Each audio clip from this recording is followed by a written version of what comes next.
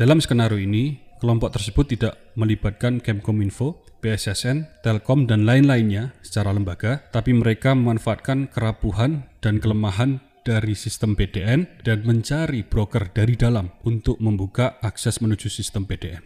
Sehingga kita kemarin saksikan sendiri bagaimana bingungnya dan saling lempar tanggung jawab antara Kemkominfo, BSSN, Telkom, dan lain-lain dalam mitigasi tumbangnya PDN.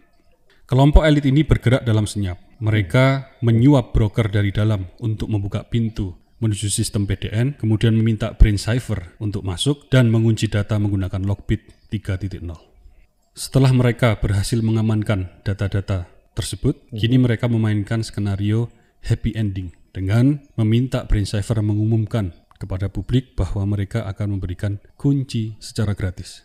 Kira-kira siapa kelompok elit ini dan data apa yang mereka targetkan untuk dihapus atau dihilangkan?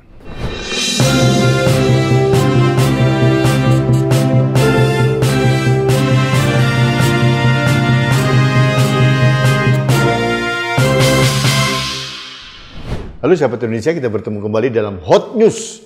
Ini berita yang masih hangat dan layak untuk disajikan.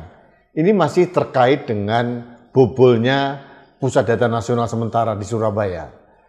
Yang pernah saya kemukakan kemarin, ternyata tanggal 2 atau 3 begitu, hackernya tiba-tiba minta maaf, lalu berjanji akan menyerahkan deskripsi atau kunci kepada pemerintah Indonesia. Dan seolah-olah selesai begitu saja dan hanya minta donasi. Nah, ini menarik sekali yang harus kita singgung pada kesempatan kali ini. Ada video menarik dari pakar IT yang namanya Dr. Ing Ridho Rahmadi. Ini mengulas secara jelas dan mungkin dia orang satu-satunya yang berkomunikasi langsung dengan hacker yang bersangkutan. Saya mengajak Anda untuk melihat video dari Dr. Ing Ridho Rahmadi berikut ini.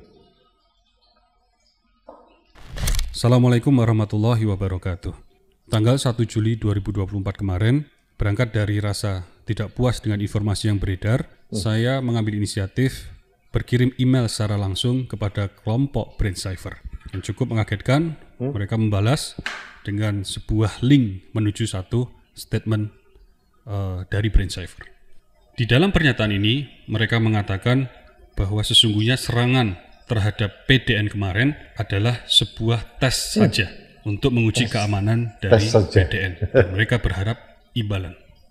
Mereka juga meminta maaf kepada seluruh rakyat Indonesia dan mengatakan bahwa besok hari Rabu, atas inisiatif pribadi mereka akan mengirimkan kunci untuk membuka data-data yang telah mereka encrypt atau mereka kunci tadi. Kemudian mereka juga mengatakan di bagian akhir pernyataan tersebut bahwa mereka menerima donasi melalui kripto. Menurut saya, pesan ini sangat bertolak belakang dengan apa yang pernah mereka sampaikan pada target-target serangan sebelum ini, bahwa intinya mereka meminta tebusan. Mengapa sekarang tiba-tiba mereka malah berbalik ingin memberikan kunci secara gratis, melupakan tebusan 8 juta dolar Amerika, dan juga bahkan mempersilahkan donasi? Ini terlalu aneh, tidak masuk akal, dan too good to be true. Kemungkinan pertama, kelompok brain cipher ini sesungguhnya telah menerima tebusan atau bayaran dari kelompok tertentu dengan syarat mereka mengumumkan kepada publik bahwa mereka akan memberikan kunci secara gratis. Kemungkinan kedua, ada sebagian data yang telah mereka kunci tersebut itu yang sudah dihilangkan atau memang tidak bisa dibuka dengan kunci yang akan mereka berikan tersebut. Jika kemungkinan pertama dan kedua tadi benar, maka ini mengkonfirmasi bahwa serangan yang dilakukan oleh brain cipher kemarin adalah sebuah pesanan oleh kelompok tertentu yang menargetkan data-data penting yang itu berbahaya bagi mereka, bagi kelompok tertentu jika data tersebut terpublikasikan. Kelompok tersebut adalah kelompok elit dengan high profile, memiliki kekuatan politik dan kekuatan finansial. Dalam skenario ini, kelompok tersebut tidak melibatkan Kemkominfo, BSSN, Telkom, dan lain-lainnya secara lembaga, tapi mereka memanfaatkan kerapuhan dan kelemahan dari sistem PDN dan mencari broker dari dalam untuk membuka akses menuju sistem PDN. Sehingga kita kemarin saksikan sendiri bagaimana bingungnya dan saling lempar tanggung jawab antara Kemkominfo, BSSN, Telkom, dan lain-lain dalam mitigasi tumbangnya PDN. Kelompok elit ini bergerak dalam senyap. Mereka menyuap broker dari dalam untuk membuka pintu menuju sistem PDN, kemudian meminta brain cipher untuk masuk dan mengunci data menggunakan Lockbit 3.0. Setelah mereka berhasil mengamankan data-data tersebut, kini mereka memainkan skenario happy ending dengan meminta brain cipher mengumumkan kepada publik bahwa mereka akan memberikan kunci secara gratis. Kira-kira siapa kelompok elit ini dan data apa yang mereka targetkan untuk dihapus atau dihilangkan? Demikian saya sampaikan. Assalamualaikum warahmatullahi wabarakatuh. Wow, too good to be true katanya. Benar juga. Analisisnya sama dengan saya beberapa hari yang lalu bahwa ini aneh, seorang hacker tiba-tiba minta maaf padahal sebelumnya sudah mengajukan angka 8 juta dolar gitu, atau sekitar 131,8 miliar untuk memberikan kunci. Tiba-tiba secara tidak terduga memberikan kunci gratis dan minta maaf. Ini bagi saya aneh. Saya setuju dengan analisis Mas Ridho Rahmadi karena beberapa hari yang lalu saya mempunyai analisis yang sama. Ini jangan-jangan memang sudah dibayar. Nah, kalau yang sudah dibayar, mungkin bahkan saya mempunyai dugaan yang lebih ekstrim. Ini mungkin dibayar lebih daripada angka 8 juta, tapi ada bonusnya. Bonusnya adalah si hacker harus mengumumkan di publik, minta maaf, bla bla bla dan sebagainya. Ini benar-benar skenario yang sangat compang-camping kedodoran, dan yang menarik apa yang dikatakan Mas Ridho, mungkin juga pembobolan pusat data sementara ini bisa jadi pesanan dari kelompok elit tertentu yang mempunyai high profile. Wah, ini berbahaya ini. Jadi kelompok elit ini memanfaatkan kebodohan dari Keminfo yang tidak tahu apa-apa, Pak Menterinya juga nggak ngerti apa-apa tentang IT.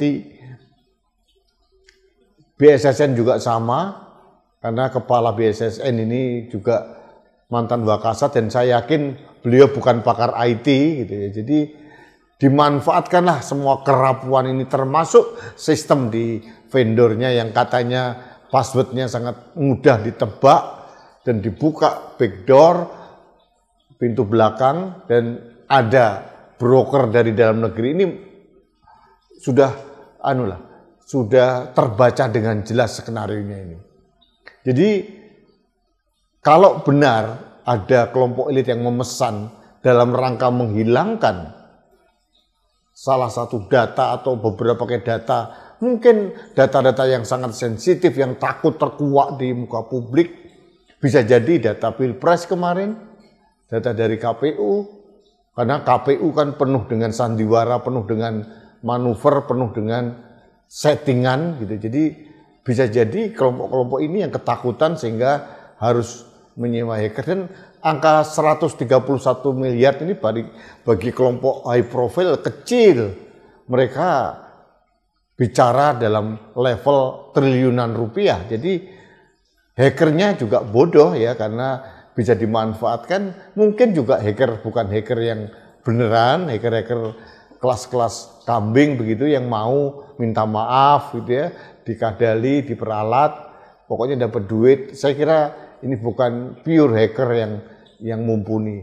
Tapi lepas daripada itu, kalau ini terjadi, pertanyaannya kepada siapa kita minta pertanggungjawaban?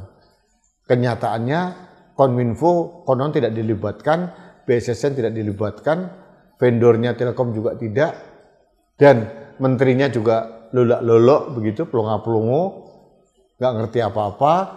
Yang kemarin justru yang mengundurkan diri malah Dirjen Aptikanya, Mas Semi itu teman saya. Jadi menterinya seolah-olah bebas, tidak merasa bersalah, ya karena dia tidak mengerti apa-apa gitu. Dan ketidakmengertian menteri dan kepala BSSN ini dimanfaatkan betul oleh para elit tertentu dalam satu kelompok yang high profile ini untuk menghack atau meretas data pribadi rakyat Indonesia di dalamnya, pusat data nasional, dan mungkin benar juga ada beberapa data yang dihilangkan. Pertanyaannya kepada siapa kita mau menelusuri kasus ini? Karena ini permainan elit di negeri ini.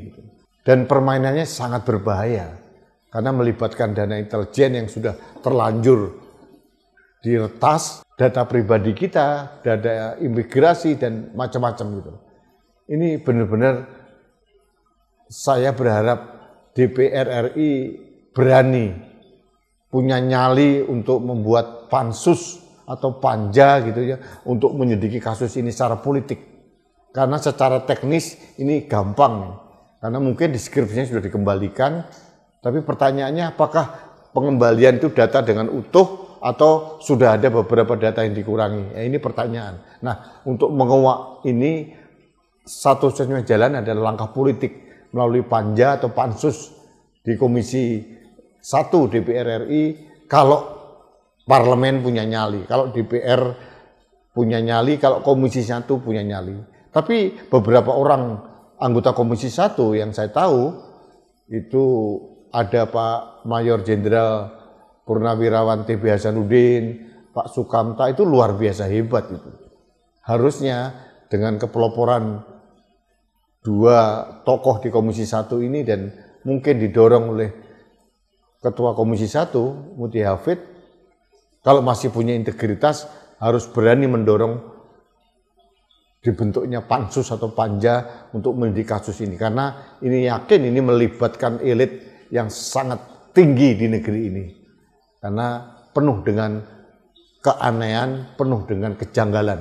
Jadi rakyat tidak boleh diam saja, harus bersuara, dan kita terima kasih analisis dari beberapa pakar IT termasuk Mas Ridho Rahmadi, dan saya juga membaca analisis dari pakar telematika seperti Dr. Roy Suryo, kemudian ada Profesor Henry Subiakto. Ini memang inline bahwa ini adalah kejanggalan peretasan yang sangat ceroboh dengan skenario yang kedodoran. Ini adalah pesanan, tapi kita tidak tahu. Makanya kita dorong DPR RI melalui Komisi 1 untuk membentuk pansus. Mudah-mudahan ini tidak gone with the wind, hilang bersama angin, kita lupakan saja, lalu ada peristiwa besar lagi, kita lupa. Kita tidak boleh lupa. Rakyat Indonesia menolak lupa, karena ini berbahaya.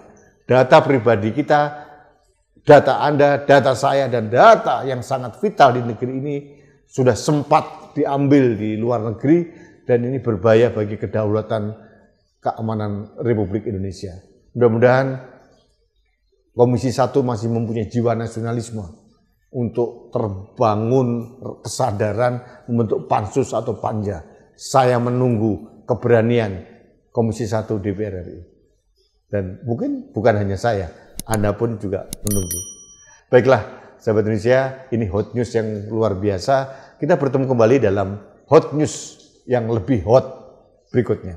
Sampai jumpa.